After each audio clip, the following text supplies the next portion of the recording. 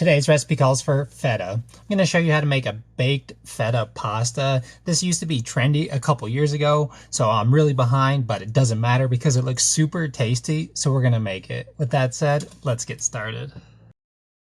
The first thing we need to do to make this simple but delicious dish is preheat the baking cube. Set the temp to 400 Fahrenheit or 204 Celsius. While that's becoming all hot and steamy, we can prep our ingredients. Snag a small yellow onion. We'll only be using half of the veg. If you have a whole onion, cut the top off, which is the opposite end of the hairy side. Then simply cut it into 2 equal pieces. Peel all the paper skins off. Once the veggie is naked, cut the root end off. Following that, cut the onion in half, once again, lengthwise or from side to side. Then give it a quarter turn so that the top or bottom faces you. Slice the onion into 1/8 inch little sections from side to side, following the curve of the veg to achieve the best equal pieces. Once sliced up, set the onion aside so we can move on to the next item. Now that you've wiped away your salty tears, collect 6 medium to large size garlic cloves. Cut the tops and bottoms off each clove. Give them a little smash with the flat broadside of your blade. When they've been slightly crushed, peel all the paper skins off the vampire repellent. We need to mince the garlic. Using the tip of your blade, make super tiny sections from side to side of each clove. After you've achieved that, give it a slight turn. Cut the garlic from front to back into small sections once again. Repeat the same step for all the cloves. Now that things have been cut, we need to mince the garlic into even smaller pieces. Using the rocking motion, chop the cloves for a minute or two, or until you're happy with how small things have been cut. Set the goods aside so we can move on. Snag yourself 1 1/2 cups or 67 grams of some green leafy stuff known as spinach, or also known as the stuff that always gets stuck in your teeth. It's so embarrassing. Anyways, we need to give the spin a chop. Make a small stack of leafy stuff, then give it a rough chop from side to side into sections that are about 1/2 inch to 1 inch sized chunks. It's imperative to use a sharp knife for this because we want to cut through things with ease. A dull knife will bruise the delicate leaves, turning them into a mess of dark, soggy greens. Repeat the same steps until everything has been chopped. Following all the mise en place, find a baking dish that's 13 by 9. It's best to use a glass or ceramic style dish. Avoid using any aluminum baking pan. The reason being is the acid in the tomatoes and aluminum do not work well together. You run the risk of the food taking on a metallic or metal flavor, and nobody wants that. After you've found the baking dish, dump in the ingredient that makes people cry, also known as the onion. Break up any slices that may be stuck together. This will help give us a higher yield, and it'll also give us a better end product. This way you don't end up eating a huge chunk of onion at one time. Following that work, toss in one of the main ingredients, which is 2 pints, or also known as 20 ounces, or 566 grams of cherry tomatoes. Once the veggies are in the vessel, add in 1/2 cup or 100 mils of a good quality extra virgin olive oil. Ensure you use a rubber spat to scrape the liquid measuring device clean. We don't want to waste any of that expensive liquid fat. Using a stirring device, mix everything together to coat all the goods in the oil. We want things to be fully covered in the fat for it to have the best bake. When you feel confident in your mixing work, season it with a few good fat pinches of coarse ground kosher salt. After you've made it hale, give it another mix to spread the seasonings about. Next, drop in the other main component of the dish, which is 8 ounces or 200 grams of a block of Greek sheep's milk feta cheese. For the best results, use Greek sheep's milk cheese. We achieve more of a creamy sauce texture with this version instead of the non-Greek version. Anywho, put the cheese right in the center of the baking dish. Give it a flippy floppy to coat all the sides of cheese in the liquid fat. When you have all those things done, snag your holding apparatus. Toss that thing into the preheated oven box on the middle rack for the best results. Set a timer to bake the goods for 35 to 40 minutes or until the tomatoes burst and the cheese is starting to become golden brown and slightly melty. Times may vary depending on how hot your little oven runs. While that's baking, we can move on to making the pasta portion of the dish. Obtain a medium-sized stock pot. When you have that accomplished, fill the pot about halfway with warm water. Use warm tap water because it'll save you a fraction of a second when we go to boil it. Season the water heavily with some coarse ground kosher salt. We do this because this is the only time we'll be able to season the noodles on their own during the cooking process. Now that you have a pot of salty water, let's take it over to our cooking device. Place the pan over a heating element. To help bring the clear liquid up to a boil faster, toss a lid atop of the pot. This will help trap in the heat and steam, bringing the water up to temp faster. Crank the heat up to high. Now we set and wait for the water to come up to a rolling boil. In the meantime, we can decide what type of pasta we're going to use. I decided on using penne pasta for today's endeavor. I like the eating experience it offers. The hollow center will hold the sauce well, and it's a good shape to go along with our toms. Whatever carb you choose to use, you'll need 10 ounces or 284 grams worth of nudes for the dish. Once you've made the tough decision, let's move back to the pot of water. Before we do anything, the goal is to time things just right.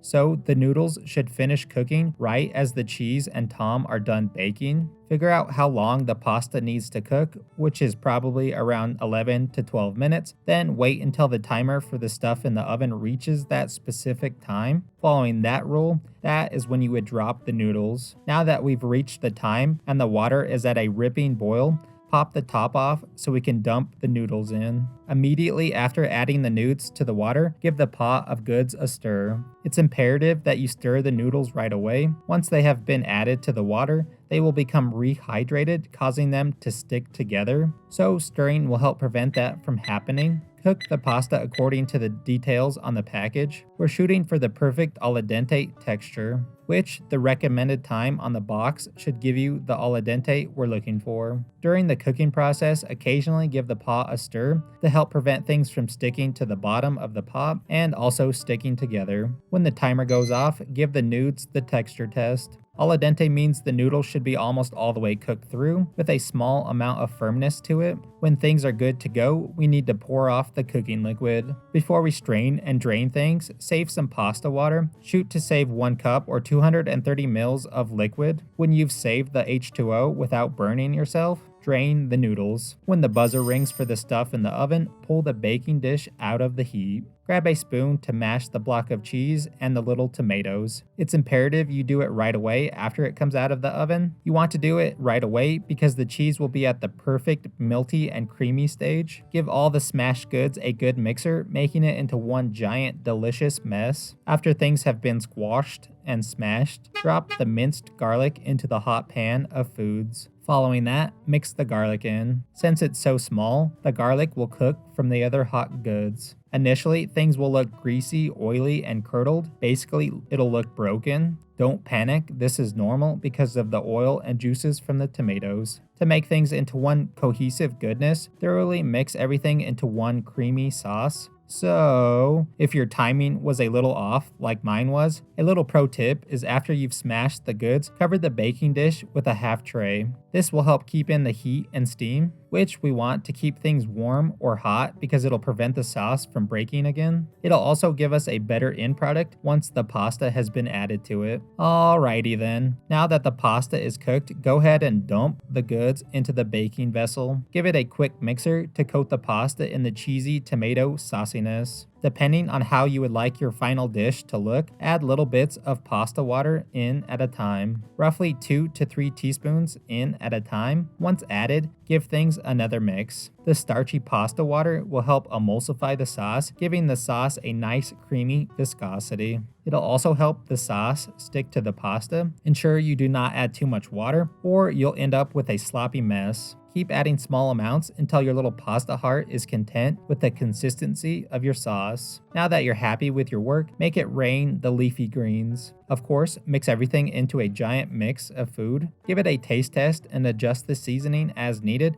with some coarse ground kosher salt. To finish the dish off, collect 7 to 8 medium to large sized basil leaves. Should be about 5 grams or 0.2 ounces worth. Roll the leaves into a small cylinder. Using a sharp knife, chiffonade the basil into small little sections. It's important to use a sharp knife so we can achieve clean cuts without bruising the basil, turning it dark and bitter. After you've done that, add it to the baking dish. Mix your face off to add it into the pan of other goods. I thought I filmed the plating of the pasta, but I guess I was too worried about just eating it right away. Eat this stuff with some garlic knots to carb load even more, or pair it with a side salad and a glass of wine. Whatever you decide to do, just enjoy.